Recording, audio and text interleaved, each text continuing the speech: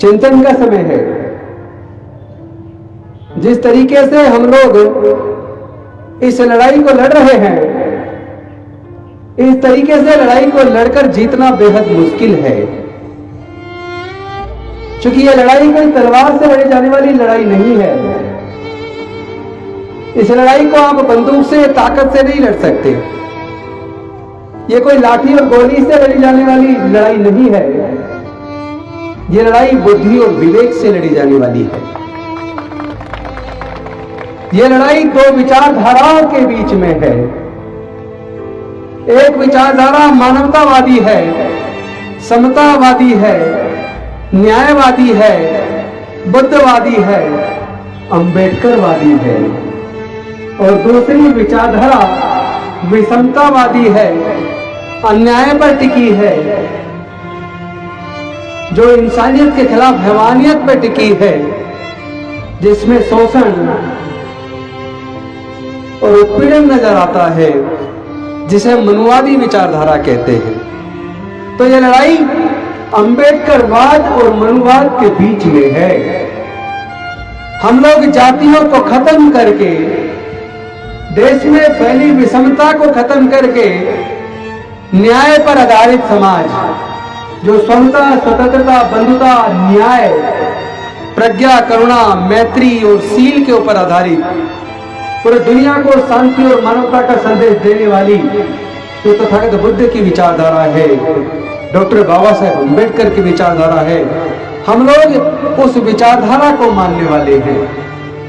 और दूसरी तरफ वो मनुवादी विचारधारा है, जो शोषण करती है, उत्पीड़न करती है, जिसने पूरे देश में जाति और धर्म के नाम पे उन्माद पैदा किया है, जिसने पूरे देश को जाति और धर्म के नाम पर बांट दिया है, जो नफरत फैलाती है, लेकिन नफरत से नफरत फैलती है, जहर से जहर फैलता है, प्यार से प्यार फैलता है। हम प्यार फैलाएंगे, नफरत से काम नहीं चलेगा। अगर हम लोग भी नफरत की बातें करेंगे तो हम लोगों में और उन लोगों में फिर कोई अंतर नहीं बचेगा। हम तो तथागत बुद्ध डॉक्टर बाबा साहेब अम्बेडकर को मानने वाले लोग हैं। हमें इस बात पर चिंतन करना चाहिए कि हमारे समाज के पास खेती की जमीन क्यों नहीं है। जितने बहुजन समाज के लोग हैं, चाहे उसको अनुसूचित जाति कहें, चाहे अनुसूचित जनजाति कहें, चाहे पिछड़ा वर्ग कहें, चाहे फिर वो किसी भी कारण से धर्म बदलकर आज धार्मिक रूप से अल्पसंख्यक हो, इन सब के अगर रंग रूप को देखेंगे तो लगेगा कि हम सब लोग भारत के मूल निवासी हैं। इसीलिए हम लोग उपेक्षित हैं, प्रताड़ित हैं, शोषित है। तो शोषितों में जातियों के लिए कोई स्थान नहीं होना चाहिए। शोषित शोषित भाई भाई एकजुट होंगे तो ईमानदारी से लड़ पाएंगे, एकजुट होंगे तो लड़ाई को जीत पाएंगे। टुकड़ों में बटेंगे तो हारना तय है। यह आपको तय करना होगा, आप टुकड़ों में बट के लड़ना चाहते हैं या एकजुट होकर लड़के जीतना चाहते हैं।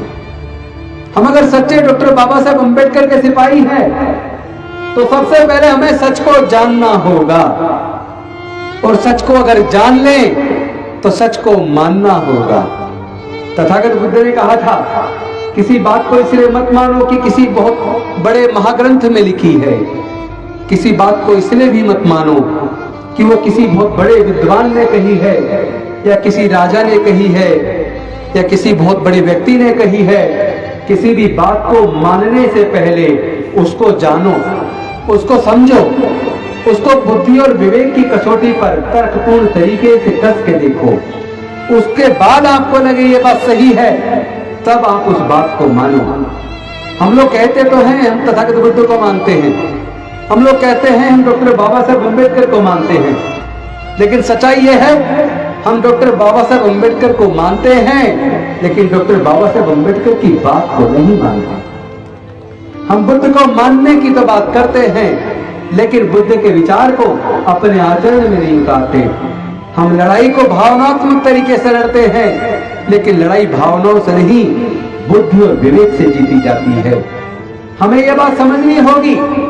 अभी कुछ वर्ष पहले दिल्ली, पूरे भारत का जो सबसे बड़ा हॉस्पिटल है, जिसका पूरे दुनिया में नाम है, जिसको आयुर्विज्ञान संस्थान बोलते हैं, एम्स बोलते हैं, एम्स के अंदर एक मेडिकल का छात्र था जो मीणा समाज से था।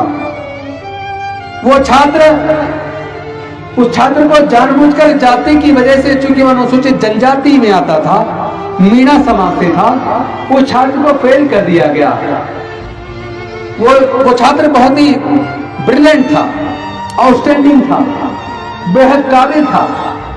उसने सोचा कि मैंने तो इतना बढ़िया पेपर किया, फिर मुझे फेल क्यों कर दिया। वो बेचारा डिप्रेशन में चला गया, उसने सुसाइड कर लिया, आत्महत्या कर ली। उसके बाद जब वो मुद्दा बना, उसकी वो कॉपी बाहर जांच के लिए भेजी गई, तो आपको सबको ये जानकर ताजुब होगा, वो मीणा समाज का, हमारे समाज का बच्चा उस पूरे ग्रुप में टॉपर था। तो जो टॉपर था, जाति की वजह से उसको फेल कर दिया। इसको कहते संस्थानिक हत्या। ये आत्महत्या नहीं थी, ये समाज के हक अधिकार के लिए उस बच्चे का बलिदान था। उसके कुछ ही वर्षों बाद आपने देखा किस तरह रोहित वेमुला को इतना प्रेशराइज कर दिया, इतना उत्पीड़ित किया कि उसको भी अंत में आत्महत्या करनी पड़ी। लेकिन उसे हम आत्महत्या कहें या हत्या कहें, यह संस्थानिक हत्या थी। जब संस्थान में बैठे प्रशासक न्यायपूर्ण निर्णय ना ले, तो कई बार ब्रिलियंट से ब्रिलियंट छात्र भी डिप्रेशन में आके आत्महत्या कर लेते हैं। लेकिन यह रोहित वेमुला की आत्महत्या नहीं थी, ये संस्थानिक हत्या थी, जिसने पूरे देश के युवाओं को झकझोर दिया, एक अलग तरह की ज्वाला को प्रज्वलित किया। पिछले कुछ समय पहले की एक बात मुझे याद आती है। दिल्ली के दूसरे सबसे बड़े अस्पताल, सफदरजंग अस्पताल में 25 बच्चों को कई साल तक मेडिकल के छात्रों को फेल किया गया। जब वो मुद्दा बना, कोर्ट में केस गया और ये ऑर्डर हुए कि इनकी कॉपियां बाहर से जांच की जाए। उनकी कॉपियों को बाहर जांच के लिए भेजा गया। जब उनकी कॉपी बाहर जांची गई, आपको जान के ताजुब होगा, वो 25 के 25 बच्चे पास हो गए। तो जानबूझ के हमारे काबिल बच्चों को फेल किया जाता है। इसका रिकॉर्ड चेक किया कि पूरे भारत के अंदर जितने प्रोफेशनल इंस्टीट्यूट हैं, प्रोफेशनल इंस्टीट्यूट में जितने बच्चे सुसाइड करते हैं, वो बच्चे किस जाति के होते हैं, आपको जानकर ताजुब होगा।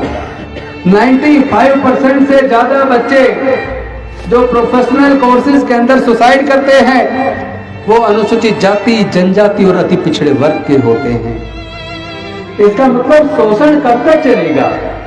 ये जाति के आधार पर जो छुआछूत का वातावरण आखिर कब तक देश को खोखला करता रहेगा? कब तक आखिर देश के न्यायालय और देश की सरकारें खामोश रहेंगी? मैं आप सबसे पूछना चाहता हूं, क्या लोगों को न्याय मिलना चाहिए कि नहीं मिलना चाहिए? आपसे एक सवाल पूछना चाहता हूं, देश के अंदर जितने प्राकृतिक संसाधन है, चाहे वो खेती की जमीन हो, चाहे वो जंगलों से होने वाला उत्खनन हो, चाहे पहाड़ों से होने वाला उत्खनन हो, चाहे नदियों से होने वाला उत्खनन हो, चाहे खनिज और पदार्थ की खाने हो, वहां से उत्खनन होता हो, अरबों खरबों रुपया जहां से पैदा होता है, ये जो प्राकृतिक संसाधन है, खेती की जमीन, जल, जंगल और खनिज पदार्थ की खाने, क्या कोई अपनी माँ के पेट से लेके पैदा होता है? बताइए, क्या कोई अपनी माँ के पेट से लेके पैदा होता है? माँ के पेट से लेके अगर पैदा नहीं होता, तो केवल कुछ ही लोग देश के प्राकृतिक संसाधनों के मालिक क्यों हैं? कुछ ही लोग देश के खेतों के मालिक क्यों हैं? उसमें देश के गरीब लोग, उपेक्षित लोग, शोषित लोग, अनुसूचित जाति, जनजाति के लोग मालिक क्यों नहीं हैं? जिसकी खेत की जमीन एक्वायर होती है, उनको तो करोड़ों रुपए का मुआवजा मिल जाता है। लेकिन जो आदिवासी, जो दलित पिछड़े वर्ग के लोग जंगलों के मालिक थे, हजारों साल जिनकी पुश्तें जिस जमीन पे गुजर गई, वहां से प्राकृतिक संसाधनों का दोहन करने के लिए उन जनजाति के लोगों को विस्थापित किया जाता है और मुआवजा तक भी